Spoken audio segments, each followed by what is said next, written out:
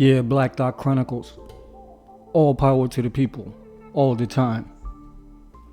Once again, I am your humble host, the Nine Cypher. Radiating live from Soda Sound Lab, this is Black Dot Chronicles. And we're about to get into the C section of Crypto Code Dark Side of the Moon, Creation Protocol, the God Code. So far, I've broken down a couple of things for you regarding symbolism, the language of the beast, the playbook, the main agenda. We've broken down the creation protocol, and I gave you a bit of explanation on the framework. So now to wrap this up, creation protocol, the God Code, I am going to show you some symbols and signs and imagery of the beast more.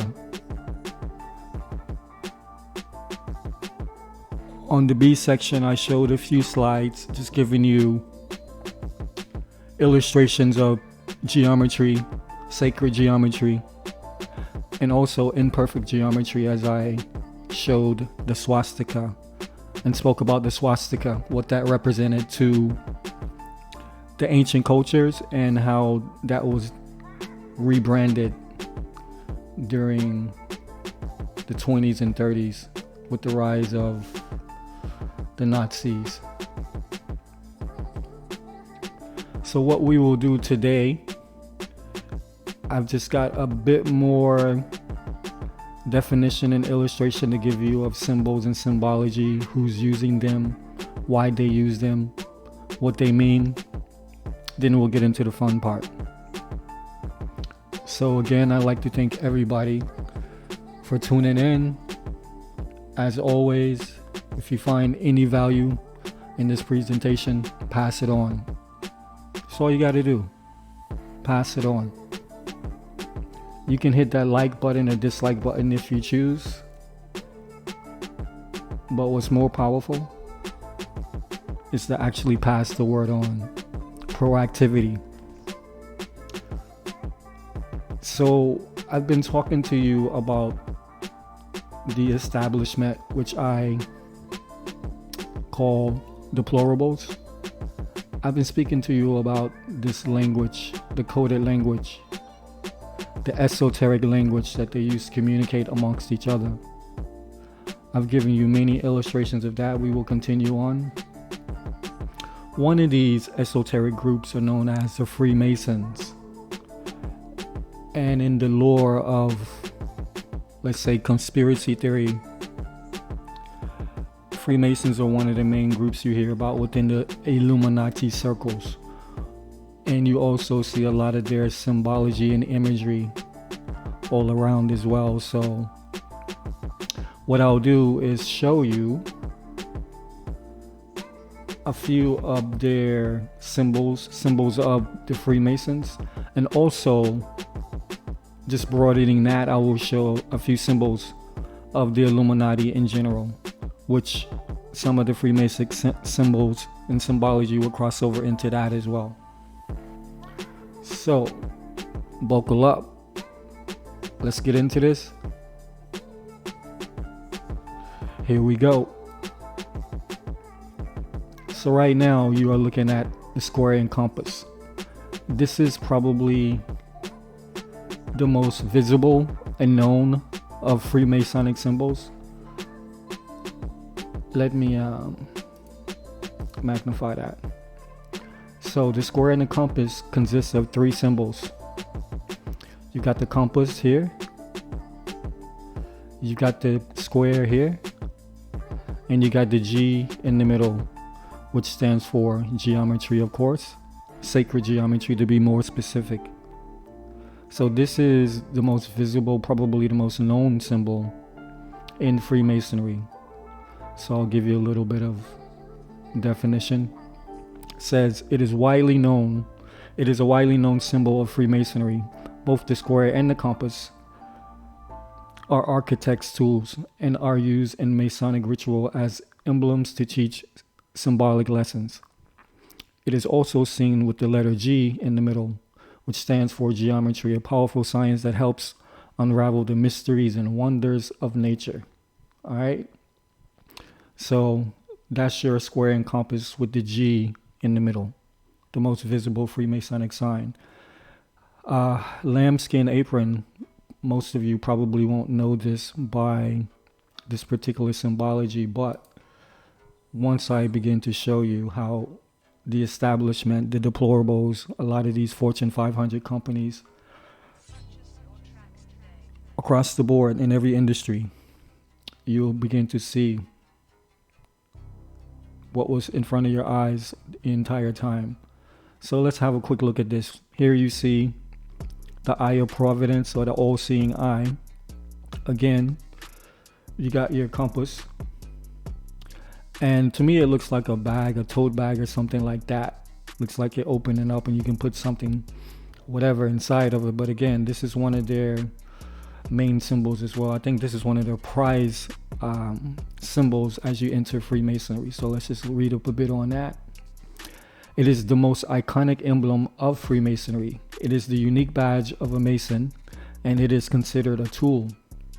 It's said to be more honorable than the Roman eagle or the golden fleece. The Masonic apron is literally the badge of a Mason carried with him into the next life. So that's how serious this particular piece of symbology is to these people. They bury themselves with this, the lambskin apron. All right. Celebrated in poetry and prose, the lambskin apron is the initiate gift of the Freemason. So they give it to you as you enter Freemasonry, and is with you as you exit this reality. All right. So celebrated in poetry and prose, the lambskin apron is the initial gift of Freemasonry to a candidate. And at the end of life's pilgrimage, it is placed on his mortal remains and buried with his body in the grave. So there you go. Freemasonic gloves, I won't get into that too tough. Solomon's Temple is interesting. You don't necessarily see this a lot, maybe in videos, music videos, and that type of imagery. But I just want to read how they're defining what they see, the symbology, the energy emanated from this particular iconography. So it represents the temple of humanity, knowledge, and improvement, the symbol of the goal, and at the same time, the Freemasonry union itself. It's the path to the divine in the tradition of Freemasonry. This temple is a link in early Christian Kabbalah and Hermetic thought. Many believe that philosophy becomes directly linked to the past, present, and future of Freemasonry and to King Solomon's Temple. All right. So I just wanted to read you that because I think that's quite interesting as well. Although you may not see much iconography ever regarding King Solomon's Temple. And again, remember what I told you, what some of the things you need to know when I talked about like their main agenda, how they pervert, disrupt, and destroy nature, creation, and the God code. All right, and how they speak and present the opposite of truth. They hide the truth in plain sight, extract death from life. Okay, so as I'm reading you this, please keep that in mind, that what they are presenting to you is to be something benevolent and beneficial is quite the opposite. All right, keep that in mind. Again, this is probably the second most, maybe it could be the top most actually at this point, the eye of providence or the all-seeing eye. This or the square and compass. Probably 1 and 1A as far as like the most visible iconography out of the Freemasonry. All right, so it's a powerful symbol that has been used for hundreds of years, if not longer. Some scholars trace its history to ancient Egypt and Eye of Horus. The symbol has been an important Christian symbol that can often be found on stained glass windows of churches. In the United States, the Eye of Providence is often associated with conspiracies, the Illuminati, the Vatican, and the Freemasons, who started publicly using the symbol in 1797. The all-seeing eye of God and is a reminder that humanity's thoughts and deeds are always observed by God. So again, in this particular illustration, we know that they consider themselves to be the God. This is why they've hijacked the God code. All right. So the ashlar, I won't get into that too much. Again, I just want to show you this particular geometry here, which is essentially a compass, but they're calling this labor. And it says labor is not punishment, but the necessity and nobility which creates a better society. This is also the reason why Freemasons wear various symbols representing tools used for labor on the cloth. By working, a man shows respect and appreciation to God. Just remember that God is not the same to all, okay? What your regular, average religious type would consider to be God, whether you're Jewish, whether you a Christian, whether you are a charlatan, it doesn't matter. How most people see God is quite different than these individuals and how they perceive God. Keep that in mind. All right. Now you have what they're calling a level. I just think this is interesting as well, but most important is this little guy here. Let me magnify this. You'll see this little joint here and a lot of imagery that I'll show you coming up. Like this little, I consider this like the pineal gland, how it sits at the top of the skull in like an open housing area, and it takes direct communications from the sun. To me, this kind of reminds me of that.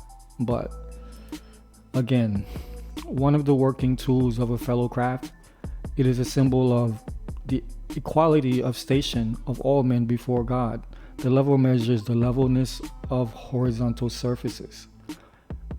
It reminds Masons that they're all living their lives upon the level of time. All right. Now you've got the blazing star. There's a lot of interesting iconography going on here. Here you actually have your pentagram, but it's not inverted. You've got the Eye of Providence, the all-seeing eye, and you also have the pillars here, which is another prime Freemason iconography. The pillars.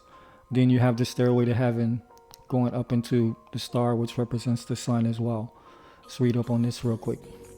So the blazing star in our lodges, we have already said, represents Sirius, Anubis, or Mercury, guardian and guide of souls. Our ancient English brethren also considered it an emblem of the sun.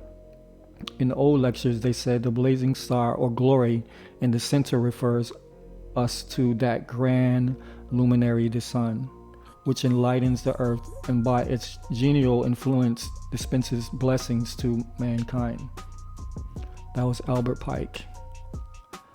Also, you will see the symbology, the light, you hear a lot about the light bearer, which is Lucifer, the light bringer, all of these things like that. So this is who they're talking about and making reference to. Light is significant. Light is a significant Freemason symbol representing truth and knowledge. When a candidate goes through the initiation and understands the truth of Masonry, he is considered enlightened. Though many ancient civilizations worship the sun, Freemasons' light is not material but a representation of knowledge. All right. Won't get into these too much. Cedars, which represents longevity, how could you say, a dexterity, because these cedars from Lebanon, they have long lifespans and they're very tall, average height 40 meters. Same with the acacia. symbolism. You may or may not see this in business too much as far as the blockchain, but you do see this iconography in other beast establishment, Fortune 500 companies. So to Freemasons, acacia is a symbol of the immortality of the soul by its evergreen and unchanging nature. The sacred plant reminds a person of that. The sacred plant reminds a person of that we will all strive to follow a better spiritual path within us. Our spirituality is an emanation of the grand architect of the universe, and as such, it can never die. Acacia plays an important part in the ritual of Freemasonry, and the plant is also a symbol of innocence. Boom. All right, so there you go. Those were a few imagery aspects in top iconography of Freemasonry, and once I begin to show you the slides, you can see again this iconography very apparent in a lot of your Fortune 500 companies, your beast establishment with their beast logos. All right, now we'll get into Illuminati symbology, which again, some of the Freemason symbology will cross over, but the Illuminati symbology, you will notice you see a lot more of this once I show it all to you. And again, I know I don't need to say this, but I will, just for dexterity. What I will read is not necessarily my opinion. I may or may not agree with some of all or whatever I'm reading, but that's not the point. Again, my point is to illustrate clearly that there is a secret language being spoken amongst these so-called elites, political types, athletes, actors, religious figures, businessmen and women, military, anyone that sits at the seat of control or act as gatekeepers within these pillars of human interaction. These are your soldiers of the beast. These are the ones that will flash their gang signs in front of you religiously and consistently, and you will never know. So we'll go through a few of these real quick just so you can get an idea. And just remember once again, these words that I read may or may not be my opinion, but just understand what we are ultimately illustrating here, okay? Let's go. Monarch butterfly. You see this quite a lot in Hollywood and in the music industry, mostly with females. And apparently it just represents, let me just read this. The monarch butterfly is used by those within the entertainment industry to symbolize the trauma-based mind control techniques being carried out and predominantly on female celebrity performing puppets. We see relentlessly paraded in front of the idolizing masses. So again, you see photos, you see this tons all over the place. Again, I'm not insinuating that this is actually why they are doing this, why you see this so much, but again, what I am definitely saying that this is a language, this is a means of communication amongst each other, while subliminally implanting involuntary thought patterns into the unsuspecting masses. This is why all of our daughters are walking around and admiring these people on the way that they do, you know, because when you're constantly bombarded with these messages and images, they go directly to the subconscious, whether you like it or not, whether you know it or not. All right. So you see all of these celebrities over the years, Uma Thurman, that's Jodie Foster there. You know what I'm saying? I might be Ariana Grande or something. Forgive me if it's not. But there you have it. Next one is very interesting and more relevant, because this goes deep into the core of who these people really are and what they represent. The serpents, the reptiles, and the dragons. These largely featured creatures have long been used to symbolize the cold-blooded and callous ruling elite. From ancient myths like George and the Dragon to the more modern portrayals encompassing corporate identities in Hollywood blockbusters. Lizard-like beasts play a significant role in Illuminati imagery. This is partly due to the fact that the emotionless elite relate closely to the characteristics these creatures have always been revered for.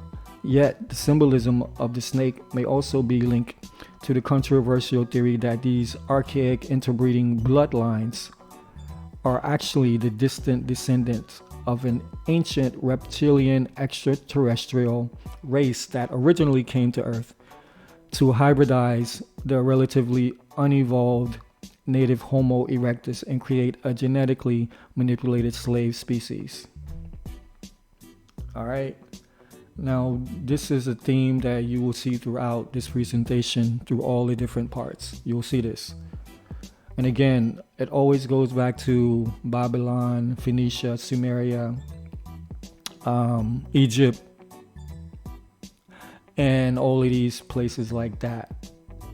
This is where they draw their inspiration. So here you see a reptilian-like figure holding a human baby in his arms.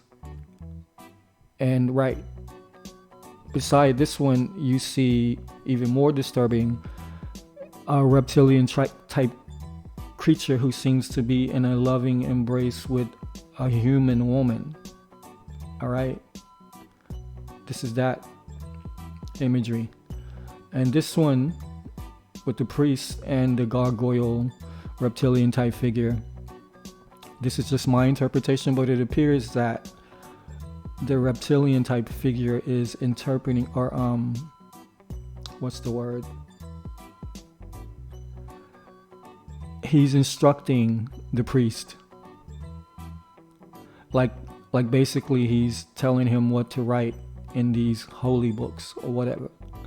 That's what I'm interpreting that as. So some other people will have different interpretations, no doubt.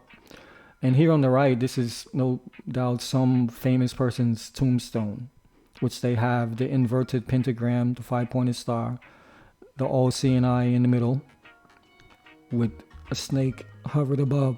Excuse me. So we got that going on.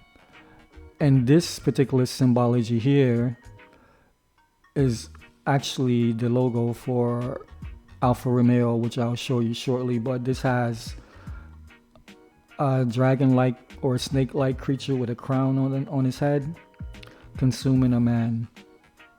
Like he has him in his mouth up to his torso. And then, this looks like a religious figure with a snake in his hand.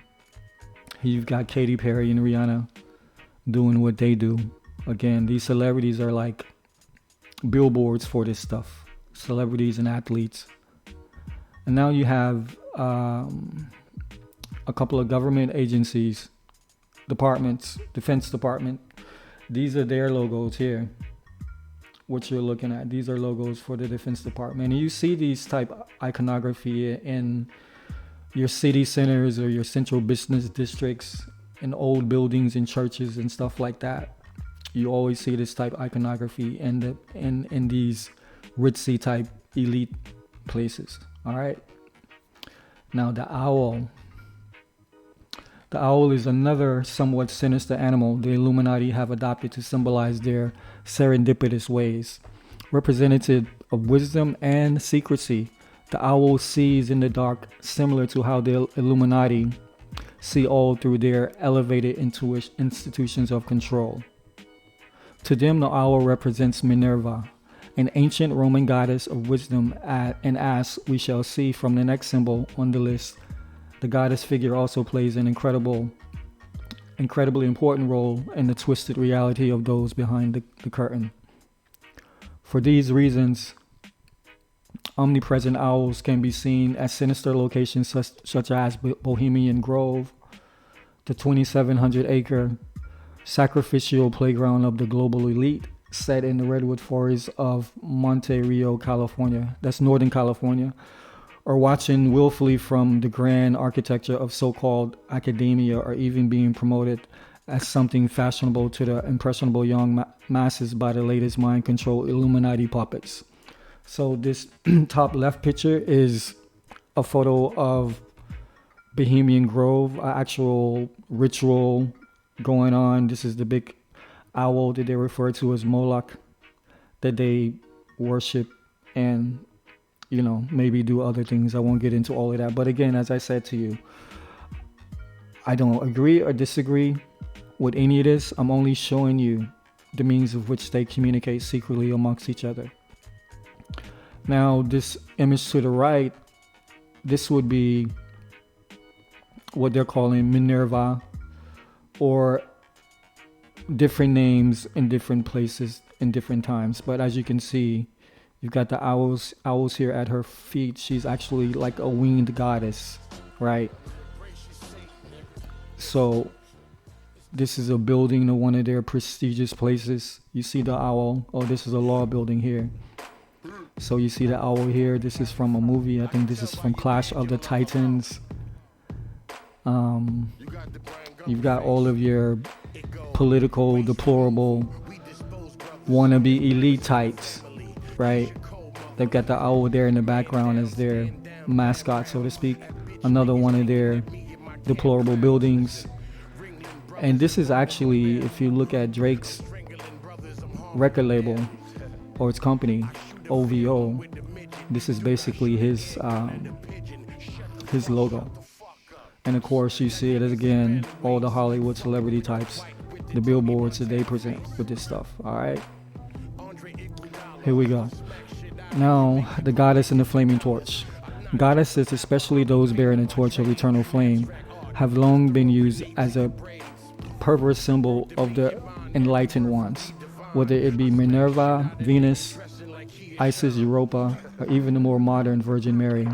Every mother goddess type incarnation is actually symbolic of the archetypical Babylonian queen Semiramis, or the whore of Babylon, whom the occult elites so fervently revere, and her countless aliases can be seen placed in prominent positions throughout the Illuminati-controlled institutions of the world.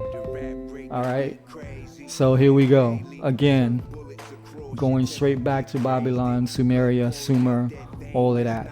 They stay in this imagery. They stay in it. Whether it's the actual zoological or human type of iconography, or you see symbols or symbology, hieroglyphic or whatever.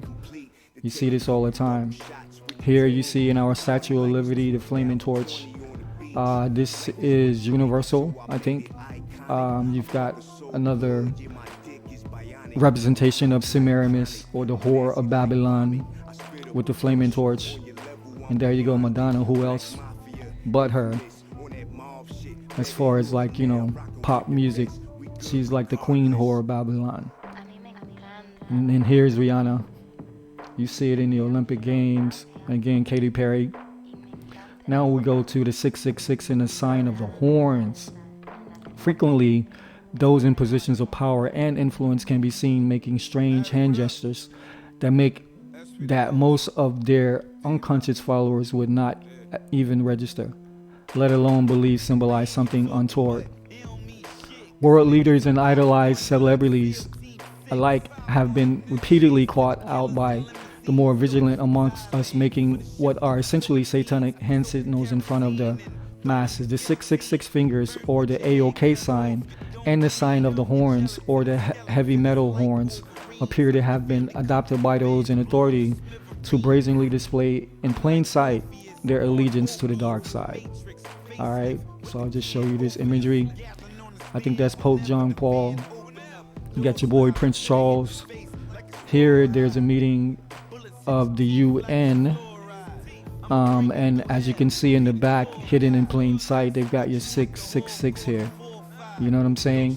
So the photographer just happened to be taking the photo at this particular angle, which is a bit right of center, right? They couldn't go dead center and take the photo. They had to do it just like this so you can clearly see the 3 6s.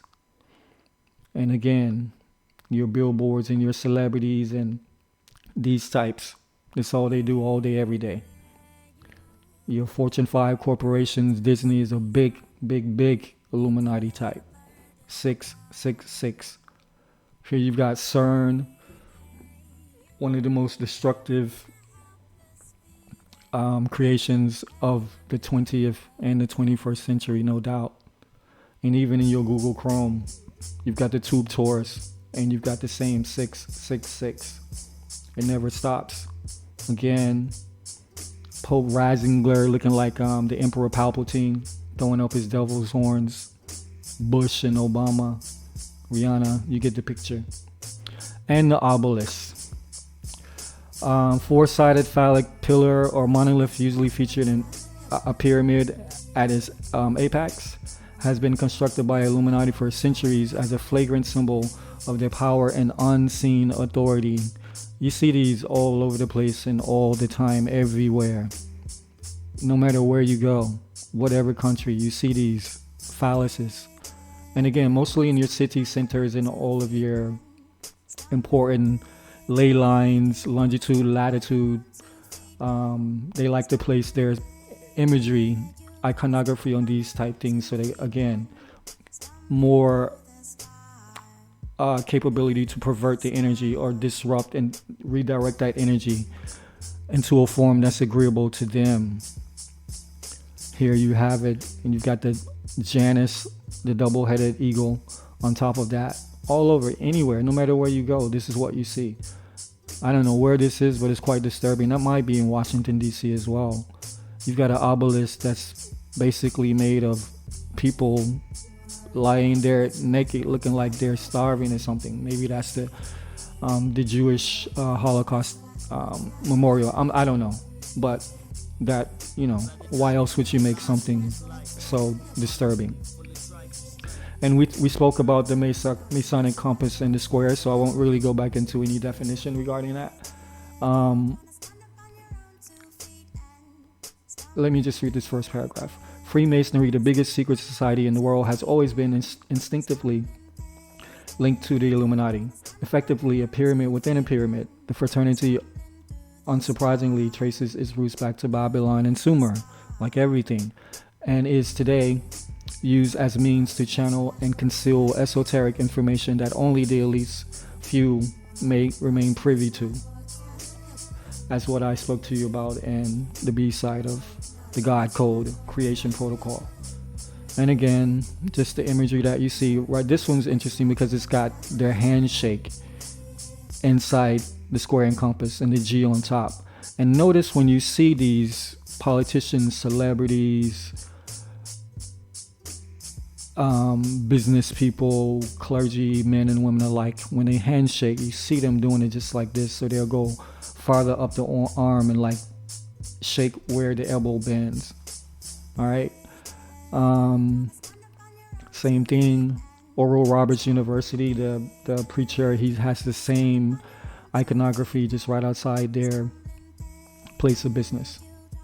So again, it's everywhere. The inverted pentagram, or Baphomet.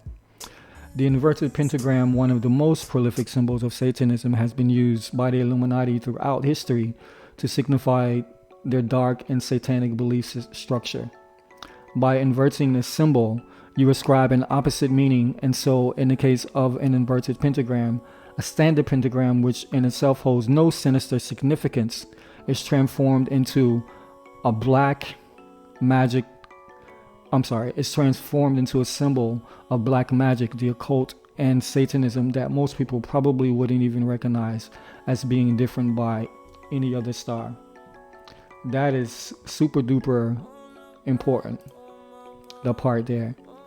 And this is what I've been saying throughout.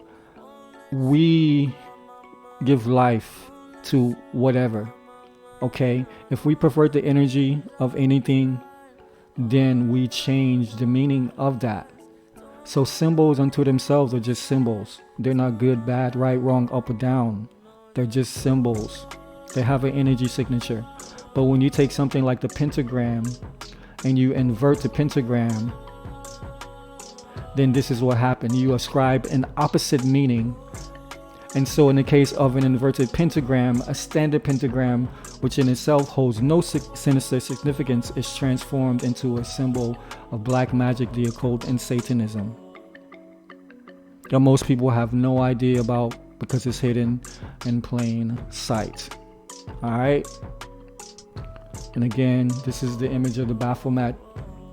You see that quite a bit. I think that's Lady Gaga with whoever she's rocking the Baphomet horns. You can see the same imagery in this church. You got the inverted pentagram, some money. Apparently, this is the badge for the Victoria Police, which that may be Canada. But again, in the city centers, they do this type of same imagery and same frequency manipulation in their architecture and their building structure as well. All right. The number 2 sign of the Illuminati is the sun. All right. The Illuminati are essentially an ancient sun worship cult to whom the sun represents Lucifer, the light bringer. And so it's no surprise that the sun and its illuminating rays of knowledge play a large part in their supernatural symbolism. While most people, including those who may have directly worshipped the sun for its life-giving properties in the past, would never regard it as something sinister, the Illuminati takes something otherwise benign and unsuspecting, twist it, and use it as subversive means of symbolizing their satanic deity, Lucifer, the fallen angel, or the light bringer, whom those in control believe they are ultimately carrying out the direct duties here on earth. Once again, I am not saying personally, because I have no direct proof that this is what's going on, this is what they're doing. I don't know who they're worshiping because I haven't been there, but this is what's said, but that's not even important. Don't get caught up on that. What you need to understand is, again, when you see this symbology, when you see this imagery as we move forward and as you walk through your life day to day, understand that it does not mean what you think it means. Or there's a good chance that it does not mean what you think it means. So you need to know that. All right? Again, you see it everywhere. You got this Pope guy with the sun over his left eye, which is Horus symbology on top of that. I think this is Obama's campaign iconography. You got your SS stuff there. That looks like the NBC logo. Again, going back to ancient Egypt. It all goes back. Everything goes back to Egypt, Sumeria, Babylon, and all these places that we hear about in our holy books. All right? And the number 1 symbol of the Illuminati is the pyramid and all-seeing eye. The pyramid and all-seeing eye are, of course, the most obvious and commonly used symbols of the Illuminati. Also known as the Eye of Providence, the Illuminati pyramid was added to the original design of the so-called Great Seal of the United States in 1776. And to this day remains a prominent feature of the most widely circulated note on the planet, the dollar bill. Supposedly symbolizing the enlightenment that the Illuminati believe they have attained, the pyramid and all-seeing eye also stand for hierarchy and control. And as with much of the tedious occult symbolism, the pyramid harks back to the ruling ancient Egyptian bloodlines that the psychopaths in power today believe they are the distant descendants of, with the all-seeing eye representing the violent eye of Horus, a symbol of the royal authority of ancient Egypt. All right? And again, you can see the dollar bill, another religious figure with the all-seeing eye right behind him in the pyramid, Nickelodeon. I think that's MI6 or whatever the hell they call it, the UK intelligence. I think that's the Sydney Bridge. Yep, that's the Sydney Bridge, Sydney Harbor. Your celebrities, the billboards, they're always rocking all of the beast symbology and iconography all the time. Again, another government agency. Another religious figure with politicians all over your cartoons, all over your soap operas, all over your media, all over your videos, all over your movies. It's everywhere. So that's really my point with that. You know what I'm saying? It's literally everywhere. There's nowhere it's not. And you will see that moving forward if you have not been aware of this already. All right, so now we'll get into the fun part. But just so you won't forget who you're rocking with right now, I'm your host, The Nine Cypher, radiating from Soda Sound Lab, ground zero of the kangaroo apocalypse, Australia. This is Black Dot Chronicles. Now, hope everybody's enjoying. I know this is a lot of information, but again, it is very, very necessary. Trust me when I say you that. It's very necessary. So we're going to keep this moving. I'm now going to show you some imagery of daBEAST, and we can then parallel that to some of the things that I've shown you and broke down for you in the B section of the God Code, and now that we're breaking down in the C section of the God Code. All right, I'll show you some beast imagery from mainstream Fortune 500 logos, and then we'll hop over to crypto. Yup. So buckle up.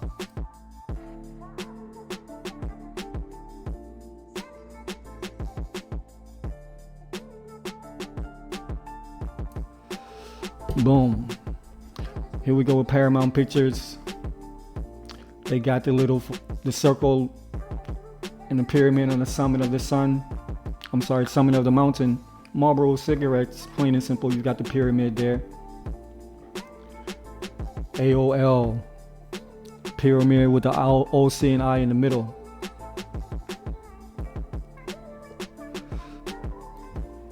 Delta Airlines. Same thing. You got the pyramid on top of a pyramid. Time Warner with their most obvious all-seeing eye.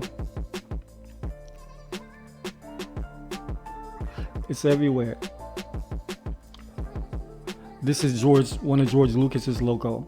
If you notice, you've got like the eyebrow on top, and then you got the eye in the middle there. Logo for CBS, all-seeing eye, right up in your face. Showed you this one already. A meeting at the United Nations where they hide that 666 in plain sight. Right here is the logo for Adobe Acrobat. You see the 3 loops? That will be your six and your 6 with the triangle in the middle. Showed you this one as well. The logo for CERN, the most destructive, whatever they want to call it, experiment ever. This one's interesting. This is your monster drink with the Hebrew letters 6, and they got the 6 3 times, so 666. And again, I showed you the Walt Disney with their 666 iconography. I also showed you the Google Chrome.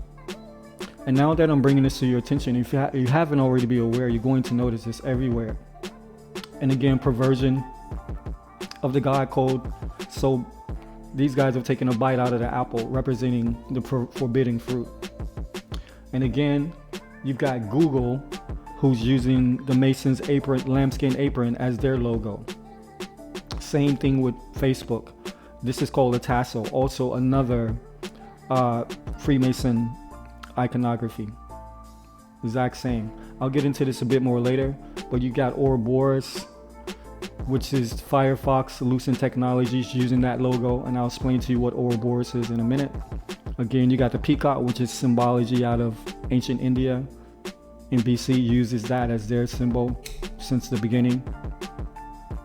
And Starbucks with their Semiramis iconography, which I just showed you.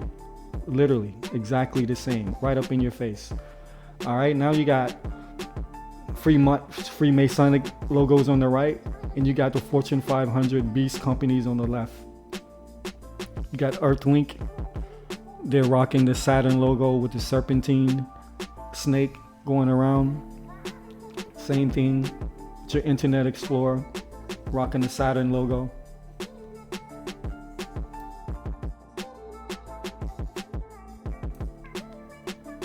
Not Bud Light, They got Bud Light too, huh? Damn. NASA got all kinds of stuff going on here. Again, Saturn iconography, the serpentine, the Ouroboros swirling around, and your Nike symbol. Look up the meaning of Nike, the origin of that word. Their little Saturn swoosh. And now you've got the DNC logo. Looks pretty benign, huh? No big deal. Watch this next clip, this next slide. Bomb. Rotate that joint 30 degrees. You got the Baphomet, the inverted pyramid. That's your DNC logo. And as I showed you before, the Alfa Romeo logo, when I showed you the dragon or the serpent eating the man. And this is the Holden car logo, where you got the lion inside of the circle and he's got his paw on side of a globe. That means keeping a secret. That means like you swore into secrecy. And again, lion represents the sun. So that's sun iconography all day. This is a car company. It's an electric car company called Apollo. And there you can see the Saturn symbology and the level. Again, this is Aston Martin. They're going with the wing symbology straight out of Sumeria. You see that a lot with Bentley. Again, you got your wing disc symbology telling you who they rock for. The Mini, same thing.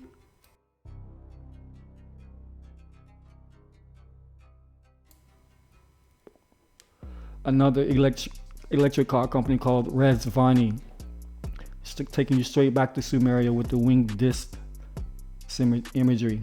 Chrysler, the same thing. They never stop. You think all the money these guys make, they can be a bit more unique and innovative, right? Infinity, same thing. Perverted geometry, imperfect geometry, where they've taken a bite out of the sphere. Now you have your Lexus symbol, which is the level on his side, inside the circle. You got your Mitsubishi with your diamond and also triangle at the same time. And of course Maybach. And this is the Masonic apron in the middle there. Also the Google logo. No mistake. Another electronic car company. They're called Karma. You see the Saturn symbology and their Ouroboros. And Tesla. Tesla has, this is what, the symbol for Aries? Tesla? Yep. And this is a defunct car company called Saturn. Need I say more? Right up in your face. And BP, British Petroleum, with the sun iconography. The starburst. Days in. No secret. Right up in your face. Gang signs. All these are gang signs. How about a can of Dole pineapple? Had any of that lately? Quite benign, yeah? Folgers coffee. Sun coming over the horizon or dropping behind the horizon. The mountains. And again, back to the top. So, that was that. As you can see, as I've been explaining, this iconography is indeed everywhere. And there's no doubt about it at all. Nobody can deny that at all. So now, the moment you've all been waiting for, we'll get into the blockchain, cryptocurrency. Take a look at some of their logos. We'll see what's what. This is the fun part. Let me, what am I looking for? All right.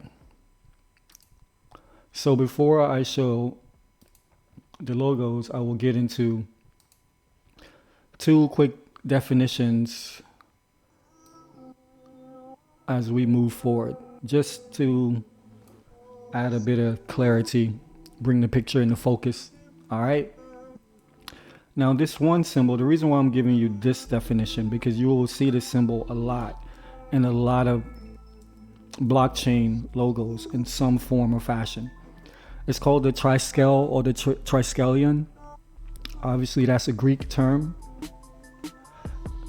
Now it reads, together, the themes of motion and the triad form a story. The theme of motion and the triad form a story. The cells viewed this simple symbol as telling a complex tale of moving forward on a journey through life to reach the terminus of real understanding or enlightenment. Although they held great symbolism and value from other numbers, 3 was believed to have very powerful energy. Now remember, in section B of the God Code, when I was giving you the toolbox of daBEAST, one of their tools that assist them in communication are numbers, and I read to you and defined some of their numbers and how they defined them and what they meant to them energetically. All right, keep that in mind. The cells had several reasons for thinking this. Apart from the numerous trilogies that the triskelion symbolic meanings could symbolize, the number 3 was also connected with the phases of the moon, new, half, and full. When we view the triskelion as a lunar symbol, we open up the possibility of an entirely new list of potential symbolism. All right, again, on the B side of the God Code, I gave a little side note about the moon and how the Satanists use the energy of the moon and how they see the energy of the moon. And then I also gave you a bit of history on the moon, or science regarding the moon, and the fact that it really doesn't spin on its axis at all, even though the establishment will tell you differently. This is why I called, or one of the reasons why I called this production Crypto Code Dark Side of the Moon. I'm essentially saying that, yo, this shit is not what it seems. Do not get it twisted. These blockchain companies, most of them are not benevolent, and they definitely don't have our best interest at the core of their motivations. You need to know that. All right. So the next thing we need to define is a term called Ouroboros, which is what I showed you with the snake eating its tail. You can see that in the Firefox logo. And again, there are other companies that use that same type of imagery to represent the same thing, the snake eating its tail. So when you see that, this is what the meaning behind that is, okay? The Ouroboros is an ancient symbol depicting a serpent or dragon eating his own tail. Originating in ancient Egypt iconography, the Ouroboros entered Western tradition via Greek magical tradition and was adopted as a symbol in Gnosticism and Hermeticism, and most notably in alchemy. The term derives from the ancient Greek, whatever that says, obakpak, from whatever. The Ouroboros is often interpreted as a symbol for eternal cyclic renewal or a cycle of life, death, and rebirth. The skin sloughing process of snakes symbolizes the transmigration of souls. The snake biting its own tail is a fertility symbol. The tail of the snake is a phallic symbol. The mouth is a yonic or womb-like symbol. Okay? So that's what we're dealing with. So let's go. Which leads us to the triskelion, the triskel. Now, what is the most famous and popular blockchain company that uses this particular iconography? Anyone? XRP?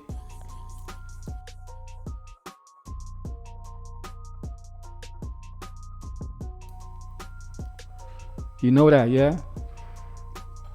XRP uses this iconography. They're not the only ones. There's tons more on the blockchain.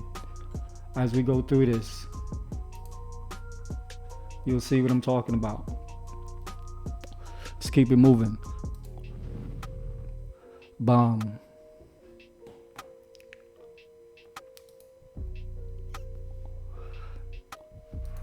This is a company called Ocean Chain, and that is the Triscale or the Triskelion. This is the blockchain company. In fact, this particular company is quite interesting, and I'll get into some investigations of these guys later. But once I started doing this research, I came up with a theory, and Ocean Chain was a part of that based on their connections, and they literally disappeared off the face of the earth. You can still find them on CoinGecko and places like that, but they have no presence, they have no website, they have no nothing. They just disappeared out of thin air, and some of the people that involved were heavy hitters. So to me, that's very interesting. I still have that same theory, but I guess it will be another company besides Ocean Chain that plays that particular position or whatever. So that's Ocean Chain. Again, same thing. This is IOTA, IOTA. That's the ticker. Triskelion right in your face. And again, these people either have no imagination or there's something else going on based on the things that I've been telling you, because there's no reason why all of these companies, with all of their resources and finances, all of their marketing capabilities, this, that, or the other, all their creative design teams, and they all come up with basically the same imagery over and over again. Gang signs.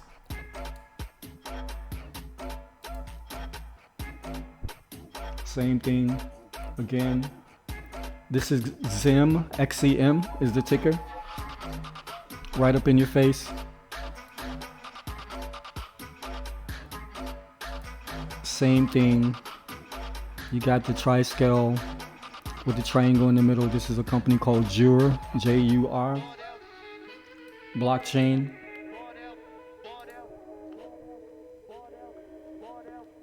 And this is Cosmos. You've got the Saturnian symbology. That's their gang. And you got the strike through the circle. And anytime you see the strike through the circle or two strikes through the circle, that's representing money. That's right, representing finance.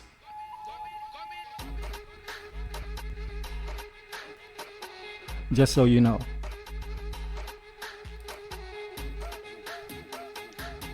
This is Icon, ICX is the ticker. Again, you see the clear Saturn symbology within this, the imperfect geometry. Again, rearranging and changing the energy signature, changing the meaning.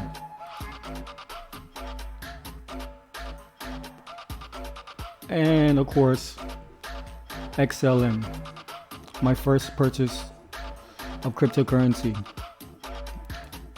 And as I said before, I literally bought this coin based on this particular logo in front of you right now, because I already understood. I'm symbol literate to the degrees that I am. I'm no professor, but I am symbol literate. So as soon as I saw that, I immediately went to their website and started to research. And as I started hearing and I'm reading about Banknium Bank and really using this as a tool to put in the hands of people that normally wouldn't have access. All right, sounds so good on the surface. And then I saw some of the characters involved with a company like XLM. Everything changed. So again, even your favorite blockchain companies, especially your favorite blockchain companies, just know they're in that gang, one of these gangs, the Sun cult, the Saturn cult. You know what I'm saying? Which one? They're all in them gangs, yo. They in the gang, straight up. These are gang signs. Know that. Again, this company interested me, and I actually bought this coin by mistake because it looked so much like the XLM icon. But this is Space Chain, another very, very interesting blockchain company. Massive, massive partnerships, massive use case, and already, you know, they've got satellites in space. Basically all of their satellites, or all the blockchains, are on satellites. And again, their connections, their ties, the people involved, their advisors, the board, everything is next level shit. Yet and still, nobody's never heard of this company. No one. Very few people have heard of Space Chain. Again, I will get deeper into that in another video. All right, let's keep it moving. This is interesting because also this is another company under Space Chain. This is the logo for their space station. So Space Chain has a space station as well, or they have a space station coming. What's that about? Now you see the number 8, and if you want to know the significance of number 8, definitely check out the B section, part B of the God code. And again, all of that is broken down. You've got the upside down V here, or not the upside down V, but you've got the pyramid V-shaped thing here, which is basically, if you do another one of these inverted, then you have the 5-pointed star going on. But anyway, I just thought that was interesting within itself, this particular icon for the space station of SpaceCoin. Now this one is quite obvious. A company called Ambrosus, AMBROSUS. I think the ticker is AMB or Amber even. That's the name of the coin, is Amber.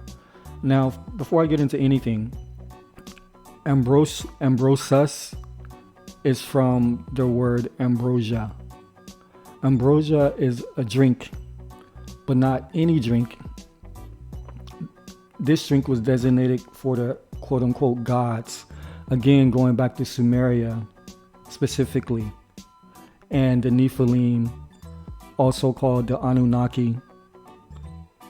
Okay, this was their drink, the drink of the gods. Excuse me.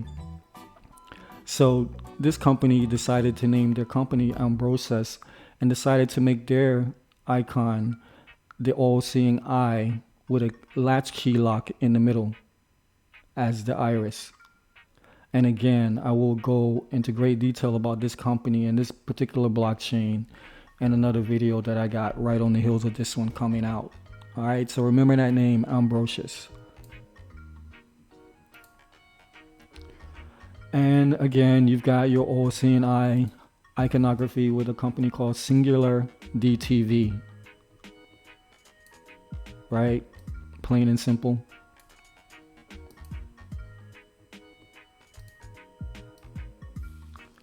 Same again, all-seeing eye. This is a company called Anchor. Ticker is ANKR. You've got the all-seeing eye, but you also have here an anchor, which is another important icon for the Illuminati and Freemason types. All right.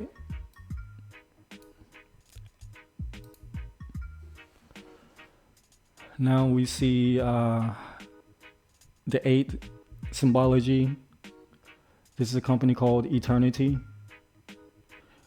And you can see again imperfect geometry going on here. All right. So anytime you see that again, this is a disruption of the original flow. This is a perversion of the God code. So you take the symbology, you take the color, you take all of these things and you do your math, and that will tell you what they're trying to emanate with their particular logo. Same thing here. We got a company called Swarm City. They got the 8 on its side. Serpentine type scenario going on there. Imperfect geometry. And your favorite AGI. Need I say more? And what you'll find is, well, a lot of these companies that deal with artificial intelligence and life extension type technology, they tend to use the 8 symbology. And again, the color matters, everything matters. All right, let's go. And your favorite exchange, Binance, you see here, they've got the square and compass going on. That could be a G in the middle right there. They got the square or triangle, pyramids going north, going south, all of that in perfect geometry once again. And we have your basic attention token logo, bats, where you've got the pyramid inside the pyramid. And again, the colors matter. Now we have ARK, A-R-K, where you've got the pyramid inside of the pyramid inside of the pyramid type thing, right? Got the Star Trek logo going on. Imperfect geometry. Celsius. Is this Celsius? Yep, Celsius. Same thing. You got the Ouroboros thing going on here. The C in the middle looks like a C. But then they always put this here to let you know that that's serpentine energy. Anytime you see that, you're looking at serpentine energy. Alright. And this is the company I was telling you about before, Ouroboros. And I've already explained Ouroboros and what that represents. Actual blockchain company is called Ouroboros, and this is the logo.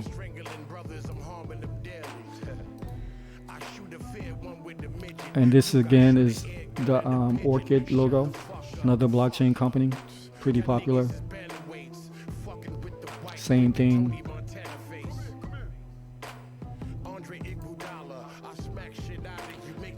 Chainlink.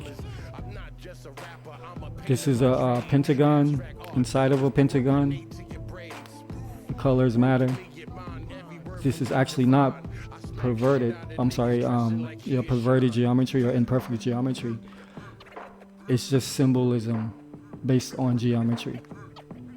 This could be a square in the middle, or it can be a pentagram inside of a pentagram, or a square inside of a square, depending on how you're looking at it. All right. Same thing with Ocean EX. That's the exchange for VeChain. Right?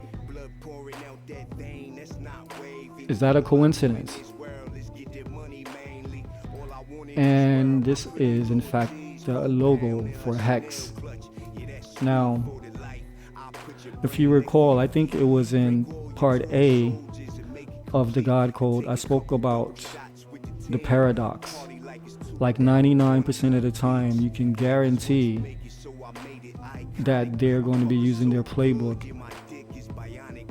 one of the tools in their toolbox, to execute their main agenda of domination and control by any means necessary, and mostly secrecy. And I gave the example of there was 7,000 blockchain companies, maybe 70 of them will be in that 0.1000% that actually represents their white paper, in the sense that their mission statement on paper is actually what is executed on the blockchain. Hex is one of these companies, yo. I'm sure Hex is not the only one, but I only put this in here to give you an example of the paradox, always in play. So please don't get me wrong as I'm showing you these companies and I'm saying you they have these connections and they have a secret language and they have an agenda that basically wants to make everybody else serfs and servants under their new system, under their great reset.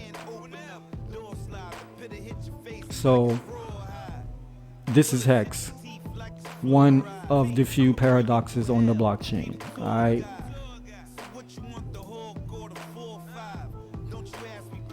This is a company called Luxo. They've only been around for a few months now. Same thing, depending on how you're looking at it. You can be looking at a pentagon, or, I'm sorry, a hexagon, or a square inside of a square. Same thing. Geometry.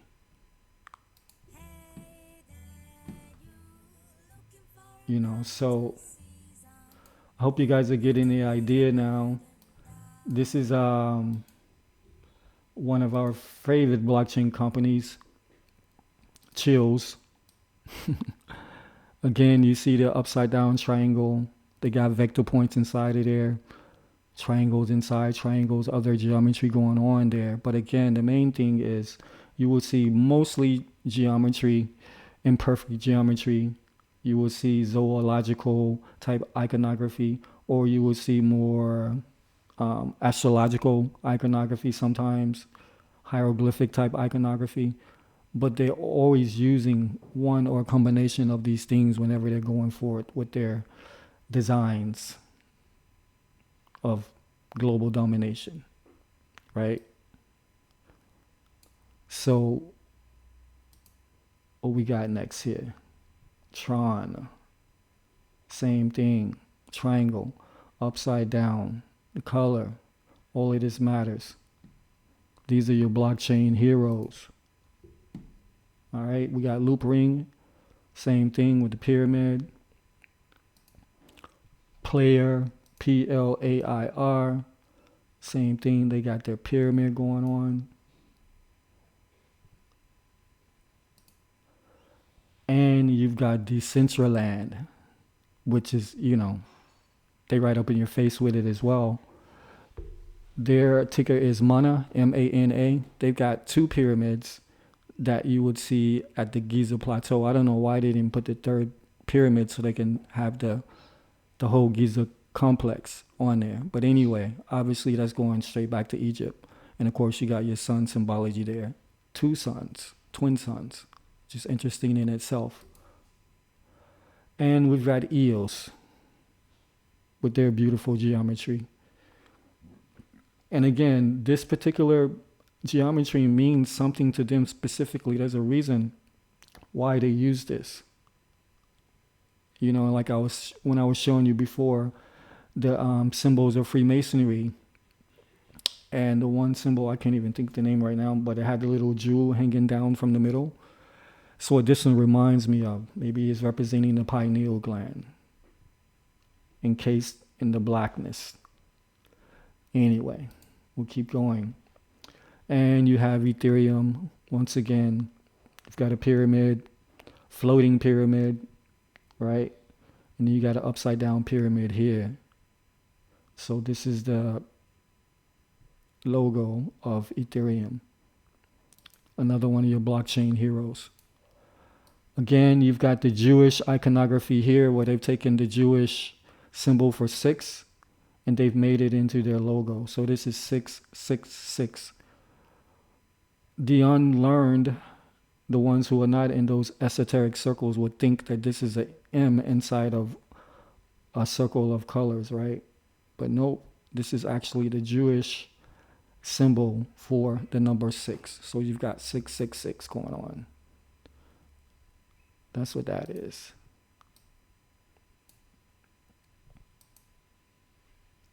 Same thing again. This is a company called Steem, S-T-E-E-M. Same thing again. They decided to go Jewish with their iconography, representing that 666. And this is a company called Electronium. I don't know if I spoke about this particular symbol, the lightning bolt, but essentially what you've got here is a couple of things. You've got a representation of duality, because according to the Freemasons and the Illuminati types, you're looking at a 7 and a 7. All right? Got a 7 this way and a 7 that way. And again, if you go back to the the science of numbers as it relates to these deplorables, then you understand the significance of 7, and you understand the significance of duality as well. So you'll see a lot of lightning bolts in a lot of these iconographies as well. Same thing with chilies. No. This is called Naga, Naga, which is a lightning bolt with a chili on top. Chili pepper lightning bolt.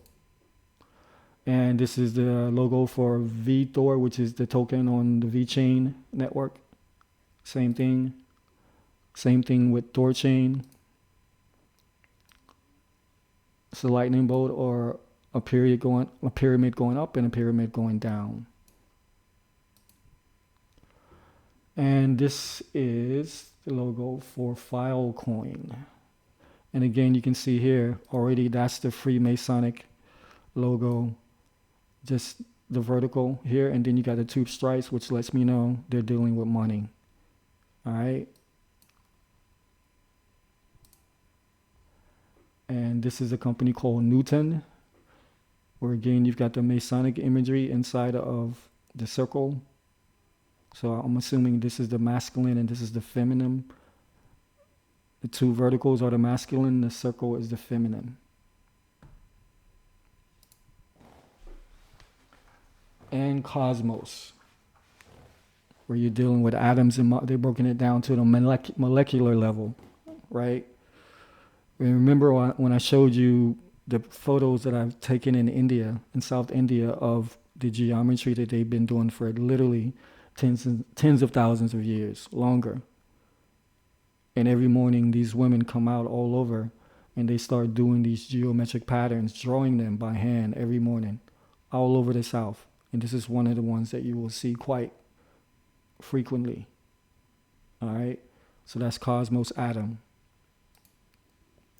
And you have Dent Coin, same type symbology. And this is Elrond Gold. Again, you're looking at the imperfect geometry here. You got the X there, or a cross, depending on how you're looking at it, inside of the circle, which has been perverted. And this is the logo for Facebook's coin, Libra, which is very interesting because this is actually not a sign for Libra at all. It is like an air sign. I think this is the sign for Aquarius. So I don't know why they didn't name it Aquarius. They named it Libra, but you would think they would deal with that type of iconography, but I'm sure there's a reason behind that. And this is the logo for the Gemini Exchange. That looks like an 8 for sure, or it can be a 6 and a 6. Got a square or a diamond in the middle there. This one's interesting, the logo for Gnosis, where they actually have the owl as their logo. Self-explanatory, as I've already given you the meaning of owls in relation to the Illuminati. Again, that's Gnosis logo. And here you see a company called Handshake.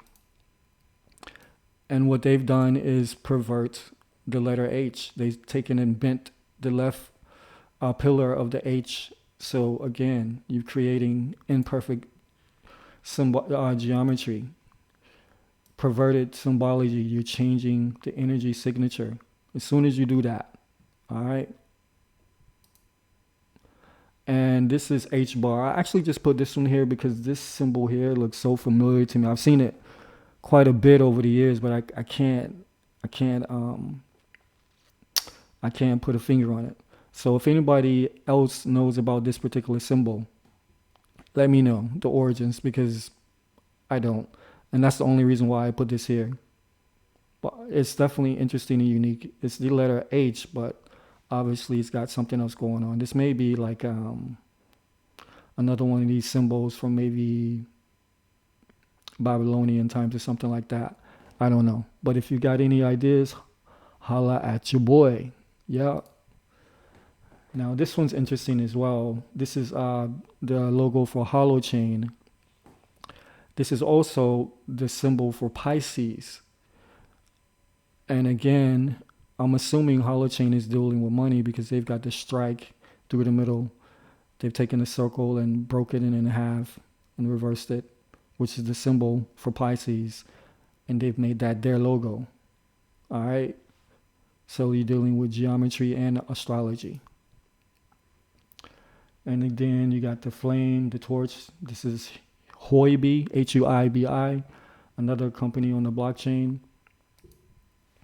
This is IrisNet, IRIS.net. And again, you've got the imperfect geometry. This actually looks like a couple things. It's obviously a 5-pointed star. Looks like a 5-pointed star. But it also looks like the logo for PlayStation. Maybe that's just my imagination. All right, but again, it's rife within the blockchain. You see it, it's everywhere. All right, there's a reason for this. Litecoin, you've got the letter L, which is 7, and you got the strike, so that lets me know, again, they're dealing with finance, money. And this is the logo for Power Ledger. Geometry. All day. QTOM, same thing. A reputable blockchain company. They deal with heavy hitters. And as you can see, they've displayed their imperfect geometry by pulling one of the vectors outside of the actual form, hence disrupting the energy flow.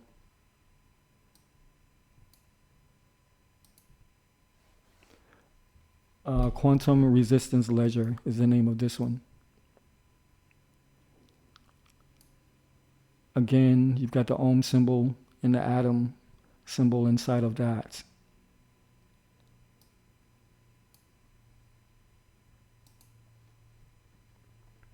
This one's interesting as well.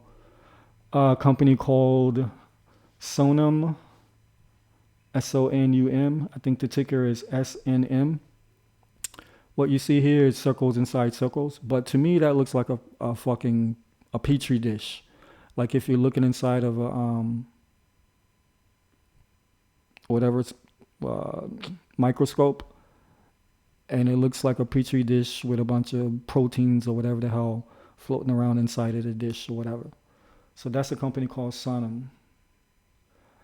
And a couple more to get through here. Of course, we've got USDT, the Tether coin. You got the T, the Tau, as that's called, inside of the circle, inside of the pentagon. And the V-chain, which is actually, if you rotate that clockwise, 30 degrees, you've got the Lexus symbol, which is, of course, the level. The Masonic level is what this is. And it's a V. All right. So all that combined will speak to you and tell you what V-chain is representing through their logo. This is Verge, the company Verge.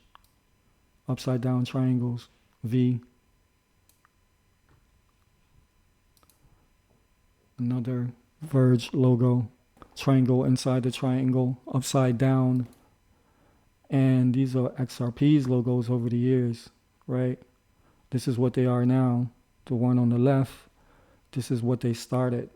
They progressed to the middle one, and they ended up as what we see them today. Which again, that could be a cross to me. If, you know, an X is a cross anyway. So they've separated that, disrupting the energy flow. Again, one of your blockchain heroes. And this is XRP. Right? So I know that was a bit tedious. This was probably twice as long as I wanted it to be. Almost 3 times as long as I'm looking at the time now. But that was necessary to show you for sure. You guys needed to see that. So again, as we move forward and as I begin to unravel this, it's all going to make more sense now that you have a basic understanding of what I'm trying to show you, what I'm saying to you. All right? I'm saying to you that these companies, they run like cults on the blockchain, and they represent certain factions of these esoteric um, deplorables who have this knowledge and information, and they have been using it to their betterment and to our detriment for millennia, literally. This didn't just start yesterday, 50 years ago, 500 years ago. This has been a slow and steady progression from Sumeria through all of those ancient times, all of those civilizations that have risen and fallen and risen and fallen. Yet one consistent thing has run throughout all of that, which is we are slaves. We should be treated as such. We should never be allowed to express ourselves to the core of who we are, creatively, spiritually, intellectually, however you want to say. And it's been a consistent conspiracy. When I say conspiracy, meaning that there have been individuals conspiring behind the scenes from then to now to make sure that we never achieve all that we can in this reality. But not only that, by the end of this, what you will see and what will be very clear is that this is no doubt and indeed the Trojan horse in conjunction with the COVID-19 epidemic. This is the Trojan horse that they think will bring us to our knees, will force us into ultimate submission. This is what they think. This is their plan. It's right in front of your eyes. They just gave you, or they've just confirmed your little $600 check, your relief check, since March, Feb. They're going to throw everybody $600 and call it a day. You know what's coming next? Blockchain, digital wallets, universal basic income, more dangerous, more infectious versions of this COVID-19 scenario, more lockdowns, more businesses being lost to COVID-19, more freedoms thrown to the wayside, more restrictions. This is what's in store for you. Skynet, eyes in the sky, eyes in the sea, eyes on the lands, eyes in the ether, everywhere. We will control all that you see and hear. That's their motto.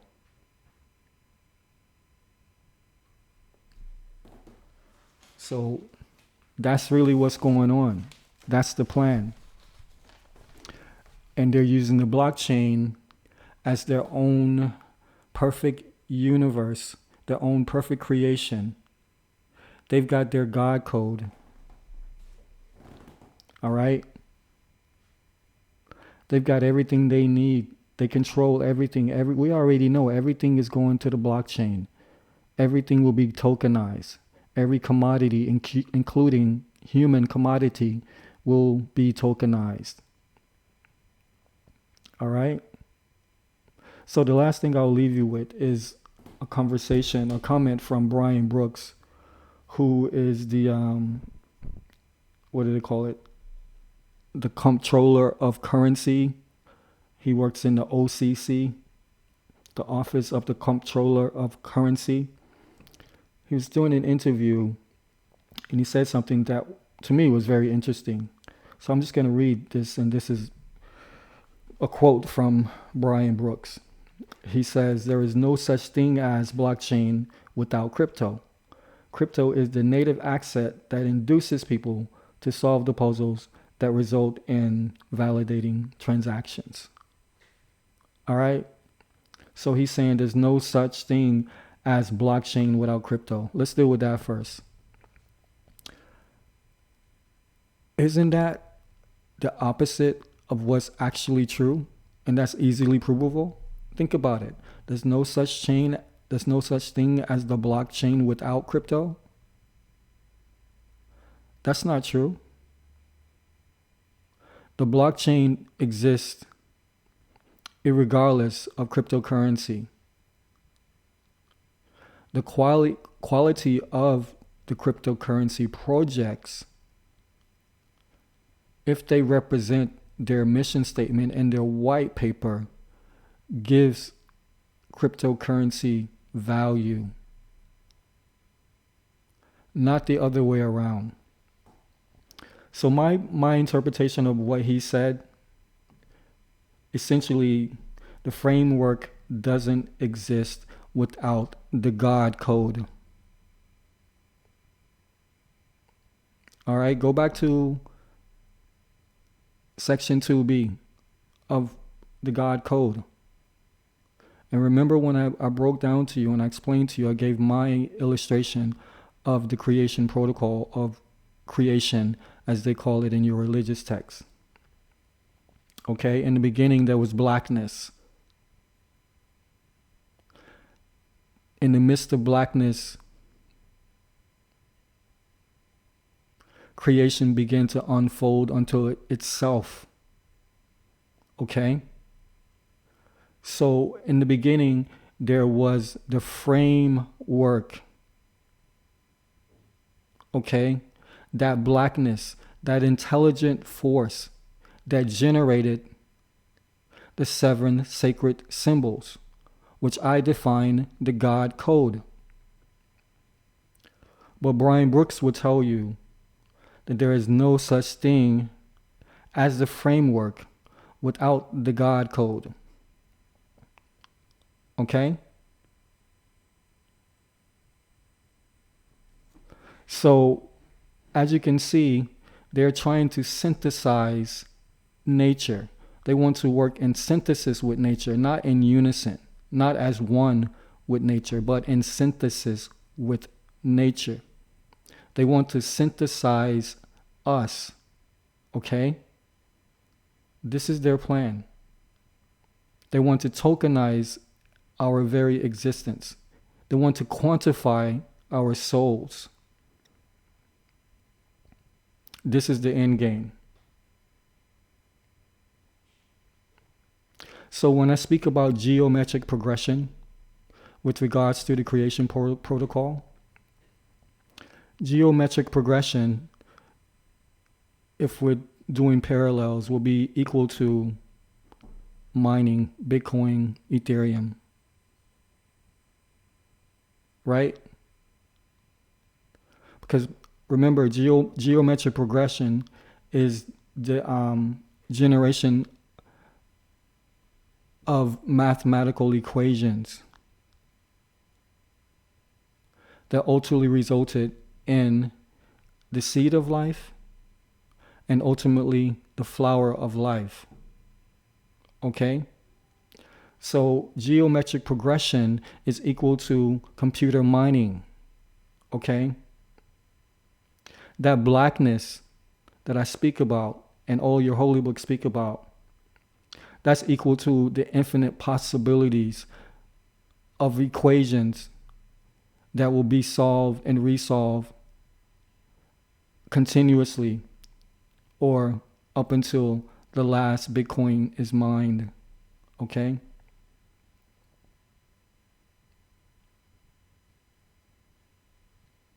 Now, when I talk about the sacred geometry and those 7 base symbols or the God code, that's equal to the Genesis block,